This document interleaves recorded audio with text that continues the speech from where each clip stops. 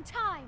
Hey guys, my name is Ryan. And my name is Miska. And welcome to Overwatch Central Quick Start Guides. A set of guides going over heroes in as much detail as we can in regards to their strengths and weaknesses, whilst keeping the video pretty short so we don't ramble on for too long. Today we are going over Jesse McCree.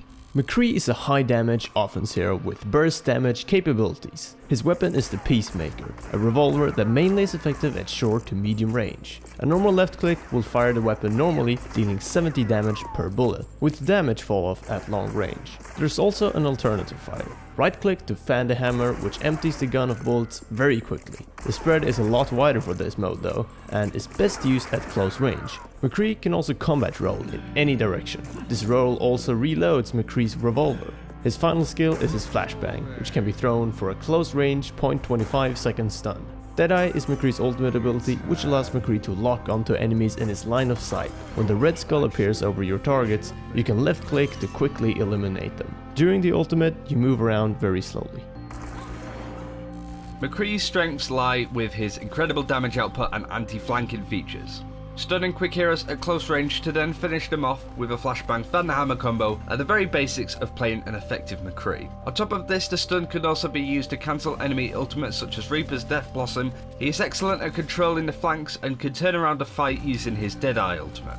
McCree is slow. Even with movement abilities like combat roll, you're not gonna be moving around very quickly. Your effective range is also not the greatest, so staying out in the open with an enemy at long range can easily get you killed. Managing your cooldowns well is also extremely important. You rely a lot on your flashbang and combat roll as McCree, so when they're on cooldown, enemies can jump you and overwhelm you quickly. As an anti-flanker, you obviously want to be keeping an eye out for heroes that rely heavily on flanking. Tracer along with Reaper are two heroes that should always be your primary target if you're up against them. A flashbang fan hammer combo is a nightmare for these heroes as they have no way to get out of them while stunned. You want to be aiming to flashbang a Reaper when he also has just come out of Ray form, and keeping an eye out for heroes like Farah is also recommended. With a decent aim you should be able to take her out of the sky or at least force her to retreat. Most supports are usually easy pickoffs as well since your damage output is so much higher than theirs. McCree needs to be looking out for snipers. Widowmaker and Hanzo can easily line up a headshot if they're left uncontested. Keep in mind also that the only time the flashbang can be used against you is if it is deflected by Genji. If you're not careful, this can easily happen when Genji initiates on you. A swift strike through McCree will force him to turn around and often flashbang. The Genji will deflect and capitalize from it. Don't let this happen when playing McCree. So when should you play as McCree? Well, we often find ourselves playing McCree when defending. It seems to be easier to play for those getting to grips with him since you can hang back and let the fight come to you. Picking him up at the start of the game to make sure that you have enough anti-flank on your team is often a really good idea. He's very strong on offense as well, of course, but often requires you to be at better aim and a bit more alert. Our first tip for McCree is to not initiate a fight with your ultimate. The enemy team will just retreat, regroup and go again, and this time knowing that your ultimate isn't ready.